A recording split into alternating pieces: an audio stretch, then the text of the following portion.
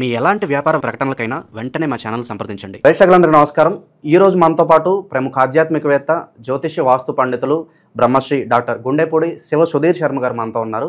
So August మాసంలో రాశి వారి పరిస్థితి ఏ విధంగా ఉండబోతుందో గురుగారు మాటల్లోనే అడిగి తెలుసుకుందాం. నమస్కారం గురుగారు. శ్రీమాత్రే నమః. శ్రీ గురుభ్యో నమః. గురుగారు, ఆగస్టు మాసం, అందులోనూ విశేషంగా శ్రావణ మాసం, అన్ని రకాల శుభకార్యాలు ఉంటాయి. కుంభరాశి వారి పరిస్థితి ఎలా ఉండబోతుంది? ప్రజెంట్ వీళ్ళకి టైం ఎలా నడుస్తుంది? ఓవరాల్గా ఎలాంటి జాగ్రత్తలు, పరిహారాలు తీసుకుంటే బాగుంటుంది అంటారు? ముఖ్యంగా ద్వాదశ రాశుల ఫలితాలు మనం చెప్పుకుంటూ ఉన్నాం నాన్న. ఈ ద్వాదశ రాశుల ఫలితాలు రాశి ప్రకారం ప్రతి ఒక్కరి జాతకం ఇలానే ఉంటుంది అని చెప్పడం అనేటువంటిది ఎక్కడా కూడా జ్యోతిష్ శాస్త్రంలో లేదు. ఒక రాశిలో కొన్ని కోట్ల మంది పుడుతూ ఉంటారు, అందరి జాతకం ఒకేలాగా ఉండాలని గ్యారంటీ ఎక్కడా లేదు.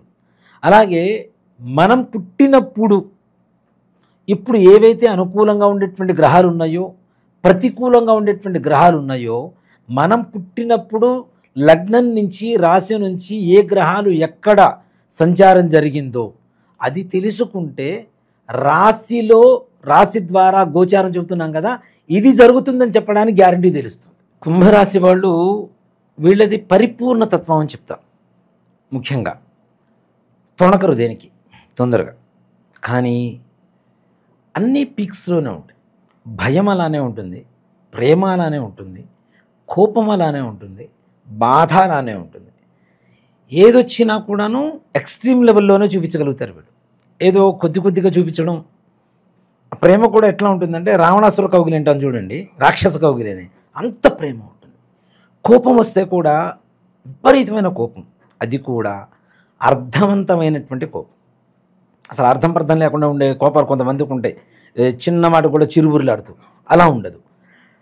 ఎదుడు వాళ్ళని పరిపూర్ణంగా ఆకలింపు చేసుకొని దాంట్లో ఉన్న మాటలో చెడు ఎంతో మంచి ఎంతో చూసుకున్న తర్వాత ఆచితూచి ఆలోచించి మాట్లాడేటువంటి ఒక పరిపూర్ణమైనటువంటి మానవతా దృక్పథంతో ఉండేటువంటి వాళ్ళు కుంభరాశి వాళ్ళు. ముఖ్యంగా దీంట్లో వీళ్ళకి ఎలా ఉండబోతుంది ఆగస్టు మాసంలో అనే విషయానికి వస్తే, ఆగస్టులో కుంభరాశి వాళ్ళకి పూర్వకాలం కంటే, నేను చెప్తున్నా కదా నాన్న, చాలామంది భయపెడుతున్నారు. కుంభరాశి వాళ్ళకి జన్మంలో రాహు ఉన్నాడు, సప్తమంలో కేతు ఉన్నాడు, ఏళ్ళనాటి శని ఉంది, అష్టమంలో ఇది ఉంది, కుజుడు ఉన్నాడు, అది ఇదని భయపెడుతున్నారు. ఫస్ట్ మన శత్రువు ఎవరంటే మన భయం. మనలో స్టార్ట్ అయ్యి మనల్ని అంతం చేసేటువంటి ఒక కనపడకుండా ఉండేటువంటి ఒక ఆయుధం వ్యాధి అనుకోవచ్చు. వ్యాధి ఏంటి అంటే కేవలం భయం. ఎదురువాడు భయపెట్టే కొద్దీ మనం భయపడే కొద్దీ భయపెడుతూనే ఉంటారు. భయపడాల్సిన అవసరం లేదు. ప్రతి ప్రాబ్లంకి ఒక సొల్యూషన్ ఉంటుంది. తాళం చెవి రెండు ఒకటేసారి తయారవుతాయి. నేను చాలాసార్లు చెబుతూనే ఉంటాను. తాళం చెవి లేకుండా తాళం ఉండదు, తాళం లేకుండా తాళం చెవి ఉండదు. అలాగే కుంభరాశి వాళ్ళకి ముఖ్యంగా పంచమ స్థానంలో ఉన్నటువంటి గురుగ్రహ విశేషమైనటువంటి ఫలితం సంపూర్ణమైనటువంటి యోగదాయకంగా ఉండబోతుంది. ఇది ముఖ్యంగా ఇంట్లో పెద్దల మరియు ఈ కుంభరాశి జాతకుల ఆరోగ్య పరిస్థితి మాత్రం కొంచెం జాగ్రత్త. అధికంగా వేడి పెరగడం, రక్తపరమైనటువంటి సంబంధమైనటువంటి అనారోగ్యాలు ఉండడం, ఇది కొంచెం జాగ్రత్త వహించవలసినటువంటి పరిస్థితి. అధికమైనటువంటి కోపం. కుజుడు అంటేనే ఎక్కువగా క్రోధకారకుడు. ఈ క్రోధాన్ని ఎక్కువగా ఇస్తుంటాడు. అందులో జన్మంలో రాహు ఉన్నాడు, సప్తమంలో కేతు ఉన్నాడు. దీనివల్ల వైవాహిక జీవితమైనటువంటి విషయాల్లో కొంచెం జాగ్రత్తగా ఉండవలసినటువంటి పరిస్థితి. ఒక మాట, చిన్న మాట చిలికి గాలివాన అవుతుంటుంది. కాబట్టి కొంచెం జాగ్రత్త వహించవలసినటువంటి. మూడో వ్యక్తి ఇంటర్ఫియరెన్స్ ద్వారా ఏదన్నా ప్రాబ్లమ్స్ క్రియేట్ అయ్యి, ముఖ్యంగా వీళ్ళల్లో కూడాను పొట్టిగా ఎర్రగా ఉండేటువంటి వ్యక్తుల వల్ల ఎక్కువగా ప్రమాదకరమైనటువంటి పరిస్థితులు కనబడుతూ ఉన్నాయి. అట్లాగే పొట్టిగా కొంచెం కలర్ తక్కువగా ఉండేటువంటి వ్యక్తుల వల్ల కూడా ఎక్కువ ప్రమాదకరమైనటువంటి పరిస్థితులు. మూడో వ్యక్తులు అంటే ఏం లేదు నాన్న, భర్త లేనప్పుడు భార్యకు ఒక మాట చెప్పడం, భార్య లేనప్పుడు భర్తకు ఇంకో మాట చెప్పడం, ఇలా గొడవలు పెంచడం. ఇలానే కాదు, దీంతోపాటు ఇంకోటి కూడా చెప్తున్నాను, ఇల్లీగల్. ఇప్పుడు ప్రధాన అంశం కూడా ఇప్పుడు ఇది చాలా ఇల్లీగల్కి సంబంధించినటువంటి విషయాల్లో కూడా కొంచెం జాగ్రత్త పడవలసినటువంటి పరిస్థితులు ఉన్నాయి. అంటే కొంచెం ఫ్రీడమ్ ఇస్తే చాలు, స్వతంత్రం ఇస్తే చాలు, వీళ్ళ కాపురంలోకి లోపల మధ్యలోకి జొచ్చుకుంటూ వెళ్ళిపోతాం. సో ధన నష్టం, పరువు నష్టం కూడా జరిగే అవకాశాలు ఉన్నాయి. కాబట్టి ఎన్ని గొడవలు ఉన్నా ఇంట్లో భార్యాభర్తను మీరు మాత్రమే పరిష్కరించుకోవడానికి ప్రయత్నించండి. పక్క వాళ్ళ దగ్గర సలహాలు అడగొద్దు. పక్క వాళ్ళకి ఈ అసలు శాస్త్రం కూడా అదే చెబుతుంది, నీతి శాస్త్రంలో కూడా. ఆయుర్విత్తం గృహశ్చిద్రం అంటే ఇంట్లో ఉండేటువంటి లోటుపాట్లు ఏవైతే ఉంటాయో అవి ఎవ్వరికీ చెప్పొద్దు అని చెప్పేదే శాస్త్రం. కాబట్టి అలాంటివి చెప్పకుండా గుమ్మనంగా ఇంట్లో మీకు మీరే మాట్లాడుకొని సమస్య పరిష్కారం చేసుకోవడం అనేటువంటిది సూచించదగినటువంటి. ఆర్థిక పరిస్థితి ఎలా ఉండిపోతుంది? ఆర్థికంగా బ్రహ్మాండంగా, కానీ అప్పులు ఇవ్వకండి, అప్పులు తీసుకోకండి ఒక్క నెలలో మాత్రం పొర్రపాటున కూడా. ఆ విధంగా చూసుకుంటే నష్టం వస్తుంది, కానీ అప్పులు తీర్చడానికి కావాల్సినటువంటి ధనం మాత్రం మీ చేతికి రాబోతుంది. అలాగే గృహపరమైనటువంటివి ఏవైనా ఇల్లు కొనుక్కోవాలి, కట్టించుకోవాలి, ఈ నెలలో స్టార్ట్ చేయండి. మీరు అనుకున్న దానికంటే ఫాస్ట్గా, తొందరగా, అతి శీఘ్రంగా మీకు పనులు పూర్తిగా అవుతాయని చెప్పడంలో ఏమాత్రం కూడా సంశయం. ఇక నిరుద్యోగులు, వ్యాపారస్తులు వీళ్ళ పరిస్థితి ఏంటి? వ్యాపారస్తులకు కూడా బాగుంటుంది నాన్న.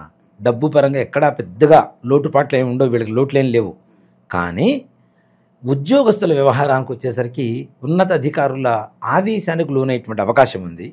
కానీ నిదానంగా వాళ్ళతో కూడా ప్రేమగా కలివిడిగా మాట్లాడుతూ ఉంటే మీరు అనుకున్న దానికంటే మంచి ఫలితాన్ని పొందవచ్చు. ఇప్పుడు మీకు ప్రమోషన్ వస్తుంది, ఇప్పుడు 50,000 జీతం ఉంది, ప్రమోషన్ వస్తే ఇంక 20,000 పెరుగుతుందిరా అనుకునేటువంటి పరిస్థితుల్లో మీ ప్రవర్తనను బట్టి అధికారుల దగ్గర మీరు 70,000 ఇంకో 20,000 ఎక్స్ట్రా ఏదన్నా ఎక్స్పెక్ట్ చేసినా, ఊహించినా దానికి మించి రెండింత ఎక్కువ వచ్చేటువంటి అవకాశం ఉంది.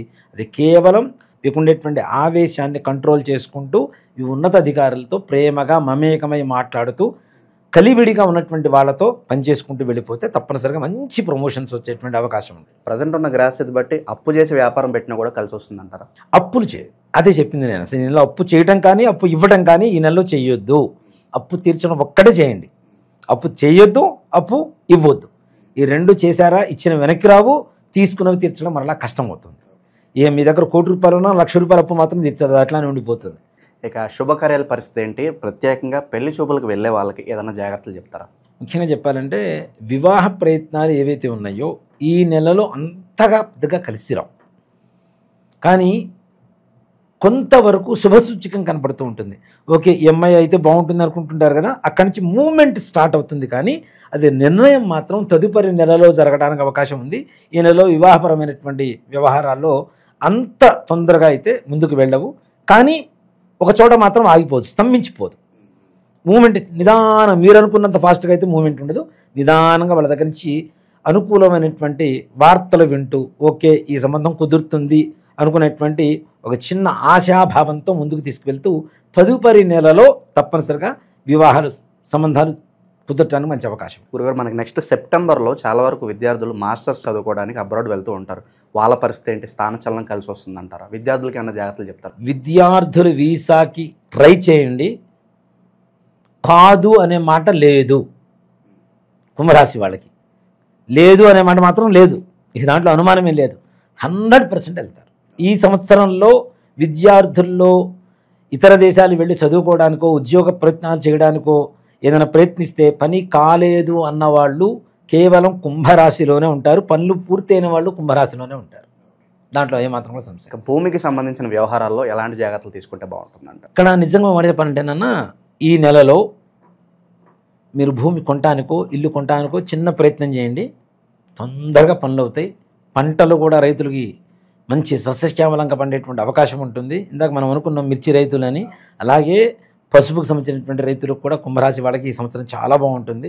దానివల్ల మంచి యోగం కలుగుతుంది ఈ నెలలో ముఖ్యంగా. అలాగే రియల్ ఎస్టేట్ వ్యాపారం వాళ్ళు కూడా చాలా బాగుంటుంది నాన్న. వీళ్ళు అనుకున్న దానికంటే రెట్టింపు ధరలు పెరగబోతున్నాయి, పెరుగుతాయి, తగ్గిపోయినాయి, రియల్ ఎస్టేట్ పడిపోయింది, ఇవన్నీ బట్టి మాటలు తీసి పక్కన పెట్టండి. 100% ఇంకా ఇంకా ఇంకా ఇంకా రేట్లు పెరుగుతాయి, ఇంకా మంచి ఆర్థికపరమైనటువంటి లాభాలు చేకూరుతాయి వీళ్ళకి. నిరుద్యోగులు గుడ్ న్యూస్ వినడానికి ఎంత సమయం పట్టవచ్చు అంటారు? నిరుద్యోగులకి పెద్ద సమయం అయితే లేదు నాన్న. మహా అయితే శ్రావణ మాస పౌర్ణమి లోపల, అంటే 9వ తారీఖు లోపల వీళ్ళ ప్రయత్నాలు సత్ఫలితాన్ని ఇస్తాయి. ఉద్యోగంలో జాయిన్ అవ్వడం కన్ఫర్మ్, దాంట్లో ఏమాత్రం కూడా సంశయం లేదు, అనుమానమేం లేదు. కానీ ఇక్కడ మనం ప్రతి ఒక్కదానికి ఏంటంటే ఇప్పుడు రాశి ఫలాలు చెప్పుకుంటూ వెళ్తున్నాను నాన్న. రాశి ఫలాలు రాశిలో ఉన్నటువంటి ప్రతి ఒక్కరికి ఒకే రకంగా ఉండాలని ఉండదు. వాళ్ళ వ్యక్తిగతమైనటువంటి జాతకం చూసినప్పుడు మాత్రమే మనం వీళ్ళకి ఏ ఉద్యోగం బాగుంటుంది, ఉద్యోగం వస్తుందా రాదా, ఏ వ్యాపారం బాగుంటుంది, వివాహం అయ్యేటువంటి అనుకూలత ఉందా, ప్రతికూలత ఉందా, అసలు ఏంటి అనేటువంటిది వాళ్ళ వ్యక్తిగతమైనటువంటి జాతకం చూసినప్పుడు మాత్రమే చెప్పడానికి అవకాశం కలుగుతుంది. ఇక ఎలాంటి పరిహారాలు ఈ శ్రావణ మాసంలో చాలా విశేషంగా కలిసి వస్తాయి అంటారు ఈ రాశి వాళ్ళకి? ఇక్కడ ఒక మాట చెప్తానన్న, ఇప్పుడున్నటువంటి 12 రాశులు 12 రాశుల్లో కూడా ఎవరికైనా సరే ప్రపంచంలో ఉన్న 700 కోట్ల చిల్లర జనాభా అందరికీను 2 రకాల దోషాలు ఉన్నాయని ఖచ్చితంగా చెప్పగలుగుతా. ఏంటి? పితృదోషం, స్త్రీ శాపం. వీటిలో ఇంకా ఇంకా అనేక రకాలైనటువంటి దోషాలు ఉన్నాయి. దేవతా శాపాలని, వృక్షవధలు, జంతువధలు, సర్పవధలు, ఇట్లాంటివన్నీ కూడా దోషాలే. ఇవన్నీ మన పూర్వీకులు చేసినటువంటి తప్పిదాల వల్ల భవిష్యత్ తరాలు అనుభవిస్తాయి. మన పూర్వీకులు ఆస్తులు ఇస్తే మనం తీసుకుంటామా లేదా? అట్లాగే వాళ్ళు చేసినటువంటి తప్పులకి ప్రభావం కూడా మనం తప్పనిసరిగా అనుభవించాల్సిందేగా. మా తాతగారు ముత్తాతగారు ఉన్నారు, ఆస్తులు మొత్తం అమ్మేశాడు. ఆ పేదరికం అనేటువంటిది కంటిన్యూ అవుతుందా లేదా? అవునా? అలాగే ఆస్తులు బాగా కూడబెట్టాడు, ఆ డబ్బులు అయితే మేము తింటామా లేదా? దాని ప్రతిఫలమితం అంటే ఒక్క ఆడవాళ్ళ కన్నీటి చుక్క మీ వంశాన్ని మహాసముద్రమై సముద్రంలో వచ్చేటువంటి సునామీగా మార్చి వంశాన్ని మింగేస్తుంది. దీనివల్ల పెళ్ళిళ్ళు కాకపోవటం, అనుకున్నటువంటి పనులు కాకపోవటం, వ్యాపారం బాగుండకపోవటం, ఉద్యోగం సరిగా రాకపోవటం, పిల్లల మాట వినకపోవటం, పిల్లలు ఆరోగ్యవంతంగా ఉండకపోవటం, ఇంట్లో అనారోగ్య సమస్యలు, ఆర్థిక సమస్యలు, ఇచ్చిన అప్పులు వెనక్కి రావు, మనం తీసుకున్న అప్పులు తీర్చలేము, మనం ఎవరికన్నా అడ్డుండి ఇప్పిస్తే అవి కూడా మనం కట్టుకునేటువంటి పరిస్థితులు రావటం, ఇట్లానే దీంతో పాటుగా అనేక రకాలైనటువంటి మానసికమైనటువంటి అస్థిమిత, అట్లానే పిల్లలు ఆటిజంతో పుట్టడం, అవునా, చదువుకోరు, ఇంకా దుర్వ్యసనాల పాలవటం. అంటే మనుషుల్లో అందరికీ ఉందనే చెప్తాను. ఇంకా చెప్పాలి అంటే దాదాపు 85 ఆ టైం నుంచి పుట్టినటువంటి ప్రతి ఒక్కరికి ఉంది. దాంట్లో ఏమాత్రం కూడా సంశయం లేదు. పరిష్కారం ఏంటంటారు దీన్ని? ఒక్కడేనన్న, ఇది ప్రతి అమావాస్యకి మనం పితృకార్యాలు చేస్తూ ఉంటాం, అవునా. అలాంటి అమావాస్య ప్రతి నెల చాలా విశేషమైనటువంటిది. మనం ప్రతి నెల అమావాస్యకి ఇంట్లో పితృతర్పణ వదలండి, ఎవరికైనా బ్రాహ్మణికి స్వయం పాకం ఇవ్వండి అని చెప్తుంటాం. తద్దినాలు పెట్టరు. తద్దినాలు పెట్టకపోవడం, మేము కాశీలో పెట్టొచ్చామండి, గైలో పెట్టొచ్చామండి, నిన్న భోజనం చేసాం, ఇవాళ భోజనం చేయకుండా మానుతామా? నిన్న పండగ జరిగింది, మరుసటి రోజు మళ్ళీ వండుకొని తింటామా లేదా? అవునా. అక్కడెక్కడో కాశీలో పిండం పెట్టొచ్చాం, ఇంకా అయిపోయింది అంటే అది ఎట్లా కరెక్ట్ అవుతుంది? కొంతమంది ఇంట్లోంచి చెప్పకుండా వెళ్ళిపోతుంటారు. వాళ్ళు ఉన్నారో లేరో కూడా తెలియదు. ఒక మనిషి 14 సంవత్సరాల పాటు కనుక కనపడకుండా వెళ్ళిపోతే వాళ్ళకి కర్మ చేయవలసిందే. అది చేయట్లేదు, అవి వదిలేస్తున్నాం. అసలు ఇప్పుడు ఉన్నారో లేదో కూడా తెలియదు, వదిలేస్తున్నాం. ఇలాంటివి తద్దినాలు పెట్టకపోవటం, కర్మలు సరిగా చేయకపోవటం, శ్రాద్ధం శ్రద్ధతో పెట్టకపోవటం, తల్లిదండ్రులు ఇచ్చినటువంటి జన్మ, వాడిచ్చినటువంటి విద్య, వాడిచ్చినటువంటి శరీరం, రక్తం, మాంసం, దీంతో పాటుగా వాడిచ్చినటువంటి జ్ఞానంతో మనం బ్రతుకుతున్నాం. ఇన్ని ఇచ్చినటువంటి వాళ్ళ రుణం తీర్చుకోవాల్సిన అవసరం ఎవరికి ఉంది? కొడుకుంటాం, అవునా. ఇలా కొడుకు చేయకపోవటం వల్ల కొడుకులు పుట్టకుండా కేవలం కూతుళ్ళే పుట్టేటువంటి దోషం కూడా ఈ దోషం ద్వారా కనబడుతూ ఉంటుంది. అంటే ఇక వంశం లేదుగా. నెక్స్ట్ ఇంటి పేరు ఎక్కడుంది? ఆడపిల్లలే పుడితే ఇంకో ఇంటికి అమ్మాయిని ఇస్తావు, అమ్మాయి ఇంటి పేరు అబ్బాయి ఇంటి పేరు అవుతుంది, కానీ నీ ఇంటి పేరు లేదు కదా, అయిపోయింది కదా, శాశ్వతంగా నీ వంశం నిరవంశం అయిపోతుంది. ఇలా అసలు పిల్లలు పుట్టకపోవటం కూడా, అనుకున్న పని ఏ ఒక్కటి పూర్తి కావటం లేదా. సింపుల్గా చెప్పాలంటే ప్రశాంతంగా మీ జీవితంలో లేరా అంటే మీ వంశంలో, మీ పూర్వీకుల్లో ఆడవాళ్ళు మగవాళ్ళు 60 ఏళ్ల లోపల heart problem, kidney problem, liver problem, brain stroke, suicide, accidents, cancer, ఇట్లాంటి కారణాలతో చనిపోయారు. మీ పూర్వంలో 2 వేసి పెళ్ళిళ్ళు చేసుకున్నారు, ఇంట్లో భార్య ఉండగా కూడా ఇల్లీగల్ కాంటాక్ట్స్ పెట్టుకొని ఇంట్లో ఉన్న ఆడవాళ్ళని బాధ పెట్టారు. భర్త ద్వారా భార్య కావచ్చు, అత్తమామల ద్వారా కోడలు కావచ్చు, ఆడపడుచు ద్వారా వదిన కావచ్చు, వదిన ద్వారా ఆడపడుచు కావచ్చు, మరుదుల ద్వారా బావల ద్వారా మరదలు కావచ్చు. ఇలాంటి వాటికి ప్రతి నెల అమావాస్య మా ఆధ్వర్యంలో జరుగుతూ ఉంటుంది.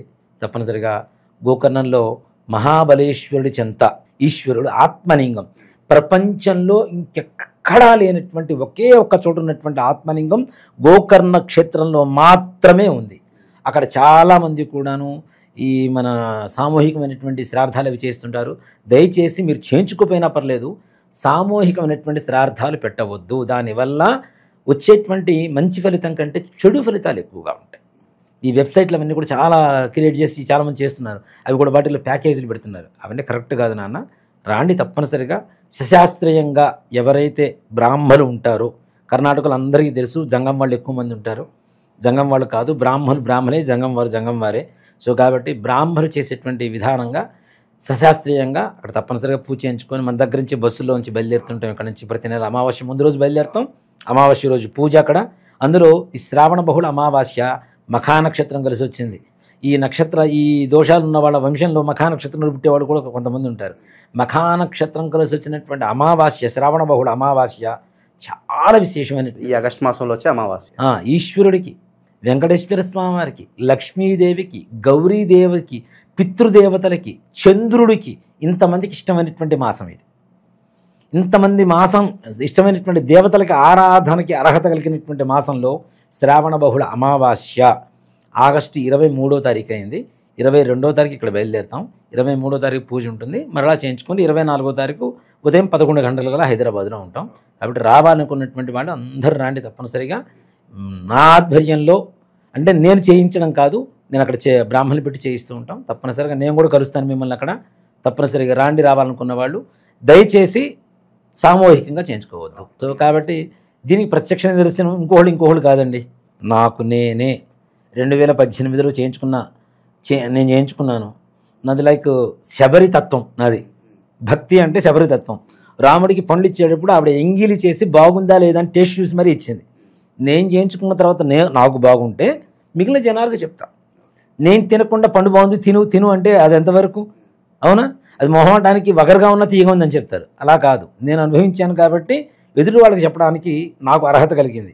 మనం అనుభవించిన తరువాత, మనం చేసిన తర్వాత చెప్పడం అనేటువంటిది ధర్మం. కాబట్టి నేను చేయించుకున్న నా జీవితం సంపూర్ణంగా అక్కడ ఉన్నటువంటి మహాబలేశ్వరుడు అనుగ్రహంతో నా జీవితం మహాబలంగా తయారైంది. అందరికీ తెలిసిన విషయమే. ముఖ్యంగా మన దీని ఏమంటారు, మినపవడలు ఉంటాయి. మినపవడలు తీసుకోండి, దాన్ని పెరుగులో నానవేయండి. ఆవడ అంటాం మనం, అవునా? కొద్దిగా ఆవు పిండి వేసి, పసుపు, తర్వాత కొద్దిగా ఉప్పు వేసి పెరుగులో ఈ వడల్ని తీసుకెళ్ళి దాంట్లో నానబెడతాం. ఆవడలు అంటాం. అలాంటి ఆవడలు 18 శనివారం ఒక్కొక్కళ్ళు 2-3 ముష్టి వాళ్ళకి పంచిపెట్టండి పెరుగుతో పాటుగా. ఇక్కడ ఏదైతే పనులు అవ్వట్లేదు అనుకుంటారో, పెరుగుతో కలిగినటువంటి ఆవడలు ఏవైతే ఉంటాయో, మానసికమైనటువంటి అస్థిమితత, కార్యదక్షత 2 కూడా పరిపూర్ణంగా పూర్తవుతాయి. ఓకే. ఓవరాల్గా కుంభరాశి వారి పరిస్థితి ఈ మాసం ఏ విధంగా ఉండబోతుందో మీ మాటలు అద్భుతంగా వివరించారు. ధన్యవాదాలు గురు. శ్రీమాత్రే నమః. శ్రీ గురుభ్యో నమః.